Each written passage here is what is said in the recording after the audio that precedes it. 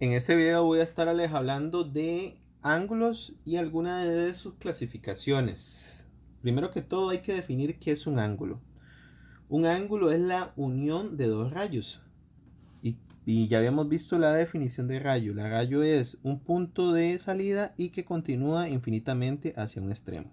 Entonces ahí tengo un rayo, lo uno con otro rayo. Voy a colocarle este punto A y voy a colocar aquí un punto B y un punto C. Y aquí un ángulo alfa, ¿verdad? Entonces, ¿cómo se denota un ángulo? Hay varias formas de hacerlo. Por ejemplo, podría denotarlo este de aquí solamente con la letra del alfabeto griego, la que está aquí en el centro, que es el alfa. Entonces, puedo decir el ángulo alfa. Esa sería una forma de notarlo. Se puede notar solamente con una letra. El ángulo que está aquí, el ángulo A, que corresponde al vértice del ángulo. Pero en algunas situaciones con solo una letra no es factible o no es conveniente denotarlo porque se puede confundir. Entonces por eso se usan a veces tres letras. Entonces sería, por ejemplo, decimos que es el ángulo BAC. Siempre donde va el ángulo, el vértice, iría de la letra del centro. Entonces el ángulo BAC. Pero también lo podría denotar al revés, el ángulo CAB, que es exactamente lo mismo. Ahora, dentro de los ángulos hay muchas clasificaciones. Podríamos hablar del ángulo llano. El ángulo llano es un ángulo que mide 180 grados.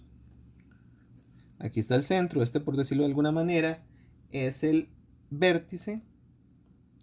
Y aquí podríamos decir que tenemos un ángulo ABC.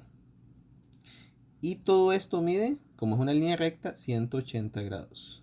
Entonces es un ángulo llano. Después tenemos los ángulos adyacentes. ¿Qué significa adyacentes? Adyacentes es dos ángulos que están continuos, que están a la par. Entonces, que comparten un lado.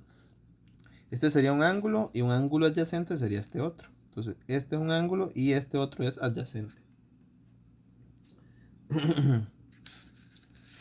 Después tenemos los ángulos par lineal. Par lineal.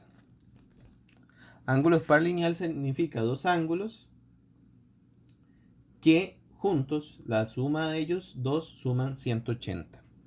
Pero están juntos completamente. Entonces yo podría decir que aquí tengo un ángulo y su par lineal es el que forma con él un ángulo o un ángulo de uno de 180.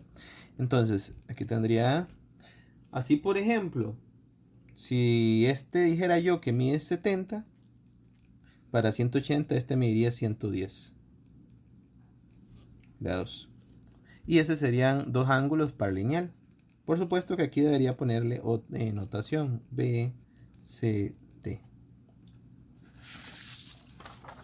Ahora, ¿qué más tenemos en la clasificación de los ángulos? Ángulos opuestos por el vértice.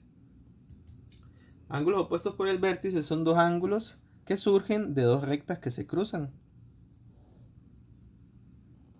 Entonces, ¿cuáles serían opuestos por el vértice? Este de aquí con este de aquí. Digamos que a este le pongo beta y este delta. Entonces, estos dos ángulos son opuestos por el vértice.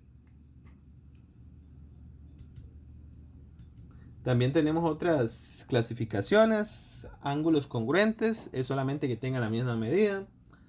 Ángulos complementarios, que sumen los dos 90. Y ángulos suplementarios que sumen los dos 180. Y esas son algunas de las definiciones de ángulos que tenía preparadas para este video.